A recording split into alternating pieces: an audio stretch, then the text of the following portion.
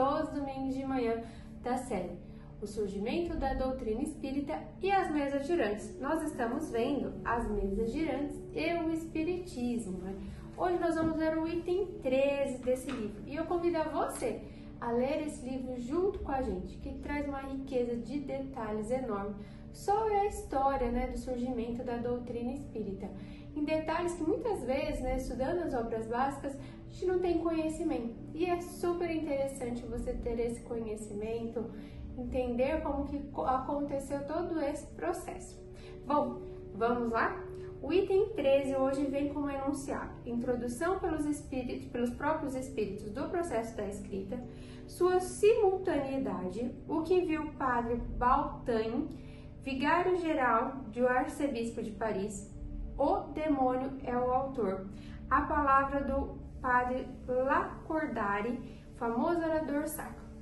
Eles vêm trazer nesse item que em 10 de junho de 1853 a própria espiritualidade, né? E os missionários da Terceira Revelação introduziram o processo da escrita, que ele era muito mais fácil, mais cômodo e também mais rápido, né? Ele vem nos dizer que já se tinha, né, antes até disso, as incidências dos sonâmbulos, dos videntes, mas que não eram relatados e nem tidos ali como a parte de uma espiritualidade agindo, né?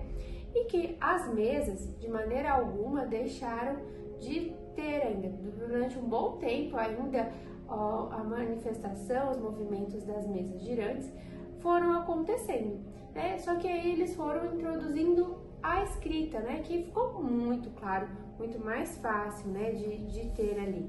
Então, aqueles movimentos, as batidas que tinham das mesas, eles diminuíram, né? E deram lugar à escrita.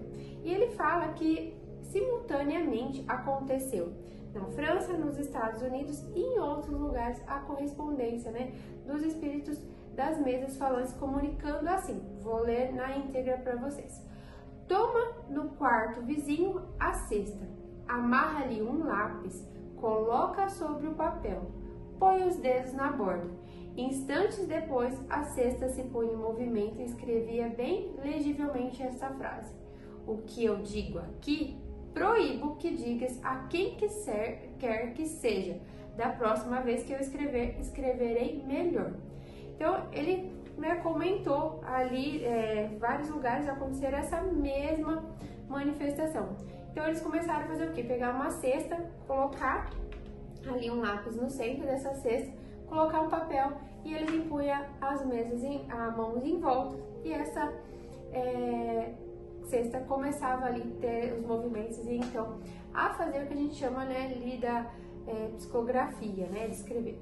E aí ele até fala aqui que depois, né, se entregou-se a uma mesinha com uma prancheta e foram esses meios, né, de estudos quando Kardec fez o primeiro livro ali, que é o livro dos médiuns, né, e mais ainda se teve as mesas, a manifestação das mesas girantes. E aí ele vem contar que o padre Louis Eugène Marie Baltain, ele fala sobre a experiência dele, né, que é a primeira autoridade científica, né, da França a tratar dessa questão e que foi o primeiro sacerdote, né? Ele fala que ele viu as mesas girarem, ele viu as mesas baterem e ele viu também, ele sentiu, ele viu toda essa comunicação, né? E que não havia nenhuma fraude e nenhuma ilusão além disso, né? E ele fala assim, né, da existência de espíritos. Mas que espíritos, né? Que seriam esses espíritos que estavam ali comunicando? Como é que esses espíritos sabiam de coisas que eles não sabiam? Como é que eles informavam coisas que eles não tinham conhecimento?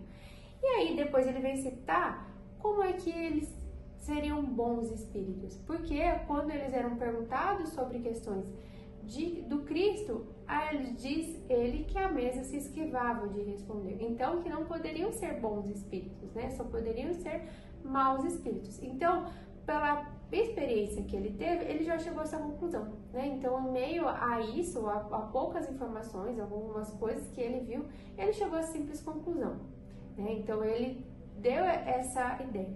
E primeiro, né, porque eles já deram o braço a torcer, a ver o movimento das mesas, né, que existiam ali uma força maior, né, que não era fraude, não era nada sobrenatural, que não era musculatura, que existiam os espíritos. Só que a visão, ainda acredito que até hoje muita gente quando fala espírito, imagina que é ruim, é uma entidade ruim, né? Então, nunca imagina que, por exemplo, nós poder um dia, né, depois do nosso desencarne, seremos só espírito, não teremos mais o nosso corpo carnal, que hoje a gente é provido aqui na Terra, e nós seremos espíritos. Mas para muitas pessoas, né, essa ideia de espírito ainda é muito ligada ao mal. Então você imagina naquela época. E aí, depois ele vem falar sobre o outro sacerdote, né, que vem comentar, né, o Lacordaire, que ele fala, né, que ele não viu as mesas girares, mas ouviu ela falar. E ele tem visto essas mesas falares, né? Então ele fala que sobre a existência realmente das mesas, ele também tem convencimento das mesas, né? E existe uma força além disso, né? Do que eles acreditam que tem, tipo, de química, de outros processos, e sim, que tem esses espíritos também que se comunicam. Mas ele vem falar que ele acredita que são ações anticristo e que os movimentos anticristos estão mais próximos ali de acontecer. Então eles acreditavam que isso, por conta das manifestações, eles acreditavam que isso era contra, né, a Deus, contra a igreja, Então, tipo assim, era uma força negativa que estava vindo ali para prejudicar todo esse desenvolvimento, né, da Igreja Católica, para prejudicar e para ter ações, tipo, como se fosse acabar o mundo, né, levar as pessoas para o caminho do mal, né, mas eles acreditavam, né, então, que existia, assim, a doutrina, que existia uma força do espírito, mas que de maneira alguma podia ser voltado para o bem. Sempre eles acreditavam que era alguma coisa no grego para o lado do mal, né? E aí, depois, mais pra frente, né, em 1867, Allan Kardec, né, na Review Spirit, ele comenta sobre essas citações dos dois sacerdotes, né? E ele fala que eles escreveram lá, em 1853, né, há 14 anos antes, o que eles tinham de informação naquela época. Então, como ainda tinham várias coisas sendo estudadas, várias coisas sendo analisadas, vários movimentos, várias sessões espíritas, eles tiveram a infelicidade, nas sessões que eles presenciaram, da mesa não responder sobre Cristo, né? Então, o espírito que estava ali se comunicando não falar sobre isso, né? E Kardec, pelo contrário, né, toda a sua experiência com o movimento das mesas, das comunicações, ele já conseguiu, então, trazer a psicografia ali de todos esses livros, né, as obras básicas que nós temos, e com todo o embasamento, né, falando sobre a existência do Cristo, né, sobre a nossa existência, né. Então, que eles não tiveram uma oportunidade como Kardec teve. Então, dentro das condições que eles tinham, dentro das comunicações, foram que eles concluíram naquela época. E aí você imagina, né, o surgimento de tudo isso naquela época, indo contra a religião, né, contra eles que eram sacerdotes. Então, não que eram contra, né, mas tipo assim, que eles acreditavam que estavam querendo ir contra eles, né?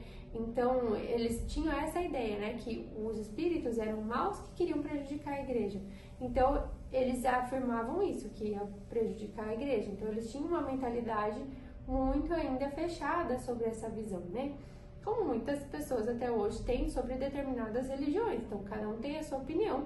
E, né, se existem todos é porque tem a permissão divina para que cada um chegue até ele, né? Então, não cabe a nós aqui julgar nenhuma. Mas dentro das condições daquela época, sim, eles acreditavam que eram espíritos ruins para prejudicar a toda a humanidade, para vir destruir, né, todos os ensinamentos do Cristo. Então, eles não tinham essa ideia que a espiritualidade estava vindo para trazer boa nova, para trazer outro tipo de comunicação. E é claro, a gente já comentou aqui que existem N tipos de comunicação. O que a gente precisa ver é o lugar, a intenção, o tipo de comunicação, o que ele vai falar. E a gente precisa saber diferenciar todo esse tipo de comunicação. Isso acontecia antes e acontece até hoje, né? Então a gente precisa saber onde procurar e analisar toda a situação, como tudo na nossa vida, né? Bom, espero que vocês tenham gostado. Um ótimo e abençoado domingo a todos nós e mais uma vez, gratidão!